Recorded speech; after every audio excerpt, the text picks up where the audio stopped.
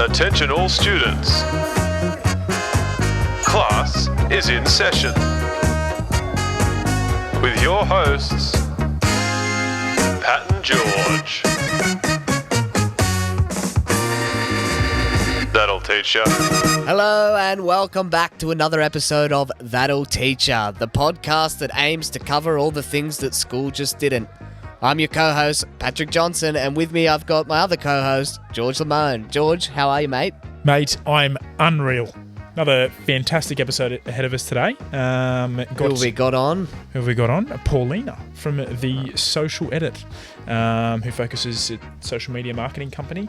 So it's going to be perfect episode for anyone that has a small business, wanting to grow, having more of a sort of social media marketing presence, or even someone that's sort of in that industry looking to sort of branch out and do something themselves. So it's, really excited, mate.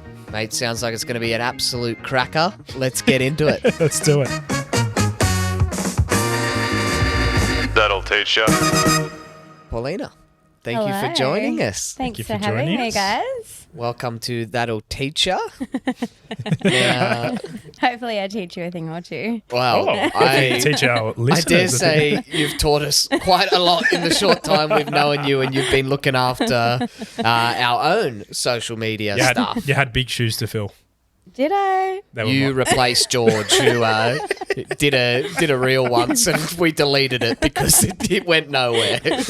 Had a crack. That's All the you main can thing. do is try. Oh, that is correct. At least you gave it your best shot. Exactly. Then you realised you needed me. That's it. We had to call in the big guns, and you've delivered so far. For those of you that do follow our social media, you've probably seen the great work that Paulina does through her company, The Social Edit. Now, Paulina, give us the story of how did Social Edit begin? Give us the origin. Yeah. Well, the social edit itself is super, super new. Coming into our third month as a business itself. So we are super fresh, and it was an idea that I guess I've kind of had in the back of my mind for quite some time now.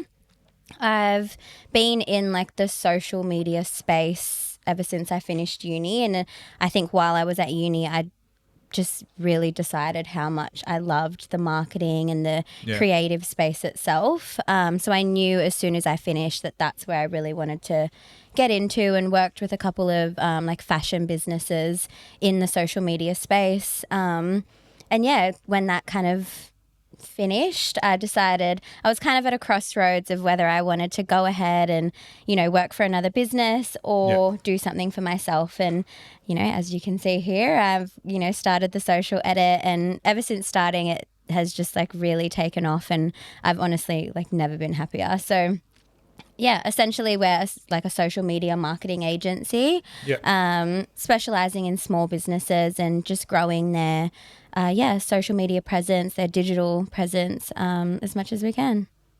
I mean, it must be quite a hard thing, and I'm sure there's lots of people in the same boat to take that risk to leave a pretty stable income. a hard decision. Your PAYG, you're getting a paycheck each week, and you go, right, I'm going to risk that all and whatever progression you had in your last job to start something yourself. Absolutely. I think that was the biggest thing. I'm the type of person that like panics when I don't have a plan. Like I need to have a plan. Otherwise, like everything just goes off the rails for me. So that was exactly where I was at. And for me, it was so much like, okay, I can either make a decision to just go ahead and work with another business, and I've got the experience, I know I'll find somewhere, or I can do something for me. And that was, I kind of teetered on that for a couple of weeks, and then spoke to a couple of people and was like, no, I've got to do it. Yeah, I've got to back take yourself. the risk. Yeah. It's awesome. Yeah. Yeah, I mean, it's one of those things like when you do it, your work-life balance seems to improve because you've got that control over it. I think that's a really big thing for Do you people. mean like flexibility? Yeah, flexibility in your life to be able to go, I still work hard, if not double Yeah. as hard. Let But, me tell you. but it's for me, right? Like I'm not, bleeding for someone else's company Yeah. or Yeah, someone You're else's happy to end put goal. that effort in, and you're And the way happy I to do thought about it was as well, like I've always worked in Sydney. Like I'm from Shellharbour, so Yeah. I've always worked in Sydney, and you're driving a It's the minimum commute. of an hour and a half, to get to work and back. Putting that that's 3 hours a day just in travel. So And you can only listen to too many podcasts. so many, like, yeah. exactly, right? So for me, it was, let's put that 3 hours extra a day, like into, what I'm doing and Yeah. invest that in myself. And, I think so far it's paid off. Most definitely. I guess take us back a little bit. So when you obviously started Social Edit, how long did the process take? Like in terms of planning and everything that went to it? Just Like I said, I think I had the idea in the back of my mind for, a little bit longer than I'd like to say. Like I was definitely at my last job, and things were changing, in my workplace, and I started to feel that, when you get that just like feeling of panic, like, Yeah. in your throat where something has to change, but you just don't know what it is yet. Yeah. That's exactly where I was at. And I was kind of thinking like this would have been like maybe like a month or two while I was still at my job. And I knew that things were, changing within the business. And it was just like a fleeting thought in my mind, like maybe you should start your own thing, or maybe you should look for something else, but you put it in the back of your mind type thing. I think once, it was the week that I left my job, I have to be honest, it was quite a quick turnaround. Yeah, I right. had spoken to, my mum, who's a business owner. I spoke to my fiance that is, was a business owner, and, really close friends, Steve, Yeah. who's, a really quite successful business owner, I would say. definitely. And just kind of, got that advice from them on like where my head was at. And then obviously went from there. I'd say from finishing my last job and the day that I like launched the Social Edit, Yeah. honestly, I'd probably give it like 3 to 4 weeks. Wow. I mean, for people that weren't as prepared for you, I mean, you'd obviously been sitting on that for a long time. What advice would you give to them before they pull the trigger and go, right, I'm done with this job, I've quit and I'm starting this one? Should they have done some background work, or what do you feel like is a right amount of thought? For me, I'm a big list person. If I have an idea, I write everything down. Like you should see my notebook. It's absolutely horrific. I don't want to see it. It scares me. I'm the type of person that just writes everything down. The biggest thing that the biggest advice I could give is just give yourself like 15 minutes of just you and a notepad and just write your ideas down. Like Yeah. whatever it is, it doesn't matter how wild it might be, write it down. Don't look at it, and then the next day have a look at your notes, like see what you've like kind of like what's come to mind, and like from there that's where really I had put like I'd even put podcast on it. Like I just like wrote We make dreams come true here at Pat and George. manifestation, baby.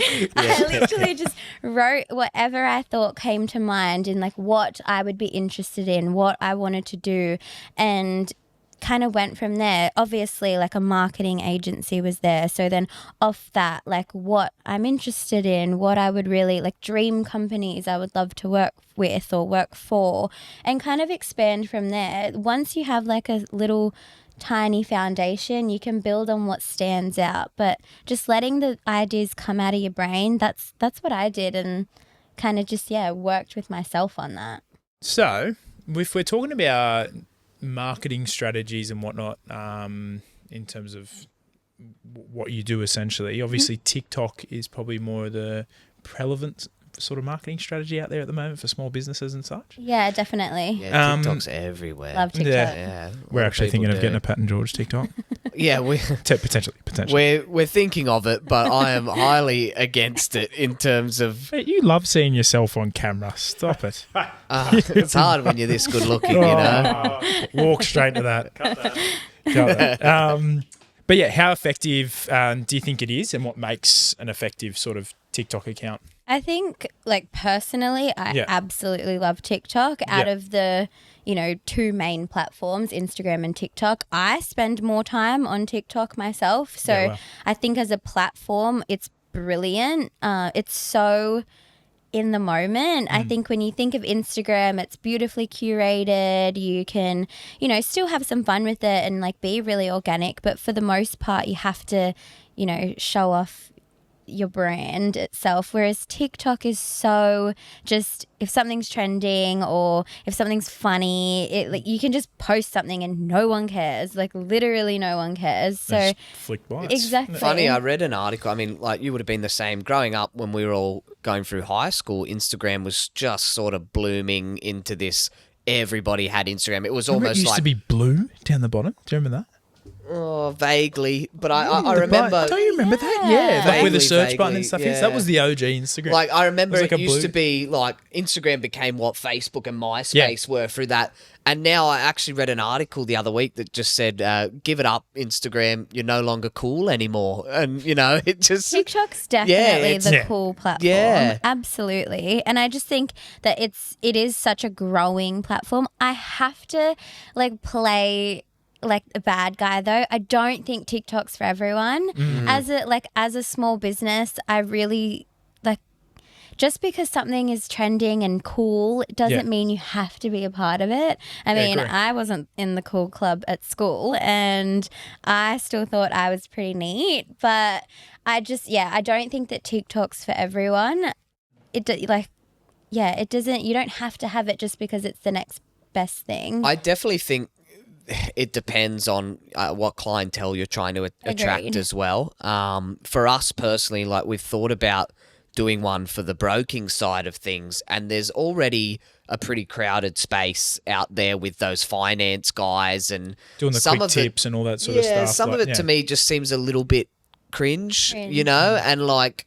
It's giving try hard. Yeah, and it probably works for a lot of those people, but at the end of the day, we like to have fun with things, but I Yeah. feel like what we're saying is pretty valuable education and, should have an element of seriousness to it. So, Definitely. we like doing our reels on Instagram and things like that because we feel like we like making memes and having fun, but when Yeah. we're talking about information, Correction. You like making I like memes. I like making memes. I've had a few knocked back. For anyone that sees any of the memes on our Instagram page, It's it Pat. is all Pat. You're welcome. But it's an interesting debate because I'm sure a lot of the guys that do the finance stuff on TikTok say it's their best way of generating leads, and I don't know how accurate that is. Just because something goes viral does not mean you're going to get a sale from it. It just means it's gone viral.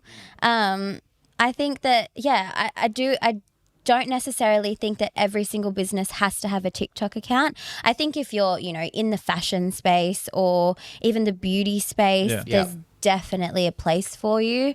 And you can really hop on board so many trends and, you could get influencers involved and you can there's that space for it. It doesn't matter how oversaturated it might be.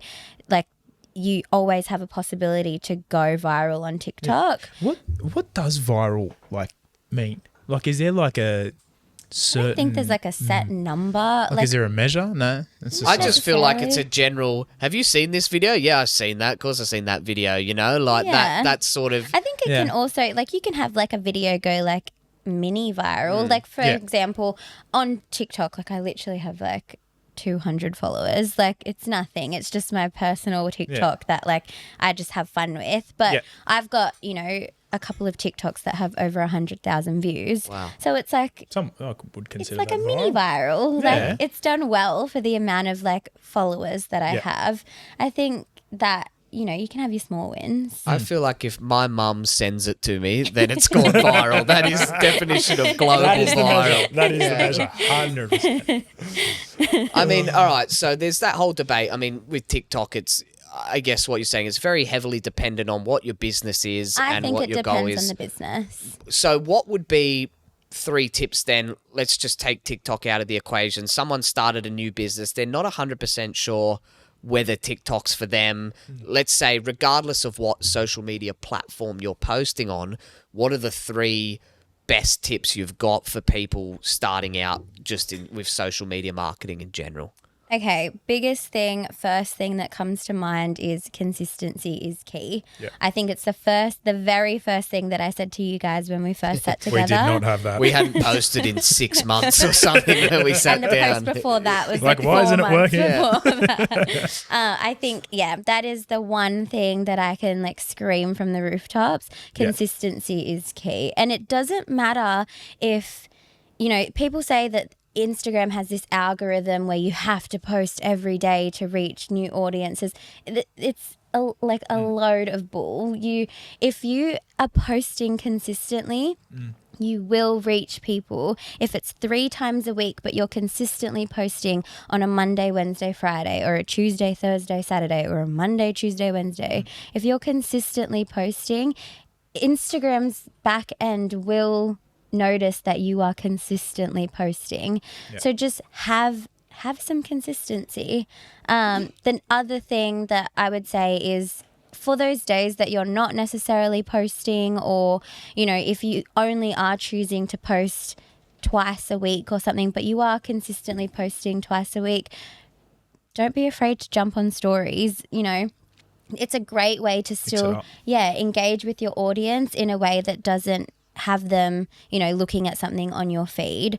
I think it's a great way to kind of show off your personal brand as well. I'm sure that you guys have seen me on the Social Edit stories, like, hey guys, here's what I'm doing today. It gives you a little bit of a, who is the Social Edit, or, what we're up to today. Like what we've done on Mortgage Choices Instagram, a little sneak peek into our podcast space, something like that. Like little teasers. It makes people wonder or question, like, oh, what are they up to? And then jump onto the page and kind of have a little bit of a gaze. We should definitely do an Instagram story now or something. Yeah, Sam the cameraman. That's Sam the cameraman. Sam the cameraman, please. I mean, I guess it adds that little bit of almost the persona of celebrity, right? Is you're projecting yourself as someone important, or because normally people wouldn't give a stuff what you're doing at 8 p.m. on a Monday night, right? But if you're making a point of posting it where in a public forum on a brief 10, 20-second snippet, people go, well, it must be something worth looking at, right? And I think that element of celebrity is something that only used to be available if you're on, the front page or had an article written about you in a newspaper, or it's almost the equivalent of having a little story or something like that. The only way you used to be able to get that sort of, rush or notoriety of what you're doing or something important was to be on a forum that was broadcast to a lot of people. Yeah. And I like to think of it as well, like your Instagram feed is, everyone says it's almost like your highlight reel. Like it's not, you're not showing yourself like at 10 p.m. like no makeup on, like your hair is a mess and you're in bed. Like you're not going to show that when you're not going to post a photo of yourself with a like massive pimple on your forehead and, on your feed so that it's there forever. Yeah. But you can make your feed look super aesthetic and super pretty, and you're targeting the right people and you're doing everything that you want to do strategy wise. But then your stories, you can kind of have fun, like show people what you're having for lunch, like show off your dog. Like people want to see I stuff agree. like that. Makes you more human. It does, and I think personalises that's things. where people become super more engaged, because they realize that you are a human and like they can connect with you. And So important. Especially big time. in our business when we're talking about such daunting things and such serious things that can things feel all like the time. really People scary. want to connect with you about that if they're going to talk Absolutely. And about that's their what makes finances. people feel more at ease as well. Yeah, Like definitely. if they get to know, that's where trust is built from as well. Like if Definitely. they get to see you not just as a picture on an So we've got type post, but- got top tip consistency. We've got post and use your stories. Show people that sort of light and dark, and give yourself a bit of humanization, I guess. What's tip number 3, Paulina? Tip number 3, I think I would say, I would like to say like have a plan in place. I think, it just makes for me, there's nothing worse than like not knowing like what you're posting that day, or just, and that's where, you know, you will start to lack with consistency, time management, organization, all that type of stuff. If you have a plan in place, everything else will come a lot easier. So even if you didn't outsource a social media agency or anything like that, have a plan in place of the things that you want to achieve that month for your socials. Like, There's plenty of like software and Absolutely, whatnot out there that help you like gotcha. plan it and schedule it. And 'cause yeah, I've there's- seen you show us. can use Later, you can Yeah. use Planoly. There's so many. You can know, use the social edit. So that's one option I went Books for. are open, That was good. That was good. yeah, you can use so many platforms where you can really like plan what you want your socials as a small business to look like, and kind of, you know, fill in the blanks from there. Even if it is 2 posts a week, that's, you know, a month is 4 weeks. That's 8, you know, is that 8 weeks? That's 8 posts. yeah, That's yeah. 8 posts that you need to plan for that. Yeah. Like, you can do that in half an hour. 100%. And then, you know, obviously it gets a bit deeper than that, but just like a really basic plan, and that's going to make your consistency, that's going to make your job a lot easier. And you've got to start from somewhere. Yeah, you have to start from somewhere, of Yeah. course. So I guess this is a completely different sort of question, but what has been one of the most challenging experiences you've had with a client? And maybe don't mention Paddy in this because I know he's given you many. And if you're able to overcome it, how did you? Well, I have these Actually, clients. you can. I take that back. You can use Paddy because I know how difficult it is. Yeah, Yeah, to- don't clients, name any they're of your other mortgage clients. They're a pain in my backside. What? You took on another mortgage broking client? Yeah. I mean, just not even client specific. What has been your biggest challenge starting a business and, you know, trying to grow it Yeah. is a good. I think for me, it's definitely, you know, sometimes I have a hard time saying no. So for me, I have had, you know, I'm so grateful with the type of, you know, the response that I've had since opening the business. And I've had so many clients reach out to me, like, to, you know, take on their business and take on more work. And for me, I find it so hard saying no. I had, you know, a cafe reach out to me the other day, and I got, like, I'm at the point where honestly, like, I don't know if I can take on by myself another client. But then I thought to myself, oh, like, I love the hospitality space. Like, what's one more? And then, you know, one of my interns, who, like, God bless her, signed a client, like, herself, like an intern. Wow, that's awesome. And it's kind of like, oh, like, I have this, you know, plumbing business that wants to sign on with us. Like, you know, I gave them your details, hope that's okay. And what am I going to say? No? Like, Yeah. my intern has just gone above and beyond to, like, 100%. get a That's the client. type So- of employer you want, you know? Right, It's absolutely. awesome. I mean, you touch on a thing that I think affects all businesses is at what point do you expand enough to exactly. take I on? think It's that's- real hard. And I didn't anticipate that for, you know, a business that's only been alive for 3 months. So I think that would be, and I mean, it's a nice problem to Yeah, have. great Oh, for problem sure. to have. So I'm not taking it for granted at all. But I think that's been the biggest challenge so far, kind of learning, or kind of trying to have that conversation with myself where, you know, at what point do I need to take it to that next level and hire someone? Or, you know, at what point do I need to, like, whether it's start a new internship program, or definitely. how can I, like, where's the line where I need to expand the business the next way, and what is that? What does that look like? So yeah, that's, I think, the biggest challenge so far, but I'm not complaining about it. It's a nice It's a problem nice to challenge to have. I mean, just as a side note, we're going to put Paulina's details in the show notes for anyone who's looking for a social media In saying marketing that, manager. DMs are They're open, open please. for business.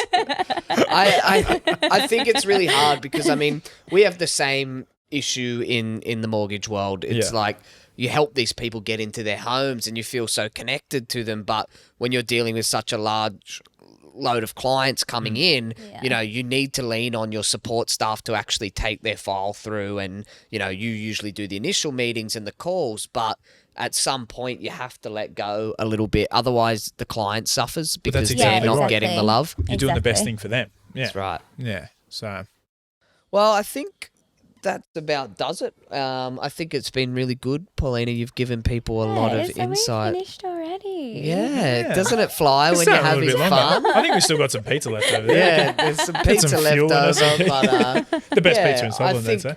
I think really it's been good to show people obviously your tips for social media, but just get an insight that if you're out there thinking about making that leap, just do it. Do it. Just do it. And you know what? Back yourself. If it doesn't work out, you can still get a job. That's Yeah, right. 100%. It just do it. If it what is literally the worst thing that can happen? Yeah. It doesn't work out. Your business stops. You update your resume and you go and find a job. Yeah. And Say you're you went richer to- in life experience as well, you get Exactly. that zone. The only other thing I guess we've got to touch on, Paulina, before you go is you've had some good news recently, a Oh, big yes, I life was wondering event if we're of gonna- yourself. Give us the rundown. What happened on your recent holiday? I just got back from Samoa, Samoa. newly engaged. Wow. Which is very exciting. Congratulations. Yeah. It's been a long time coming, guys. I Beautiful. have been holding my breath for quite some time.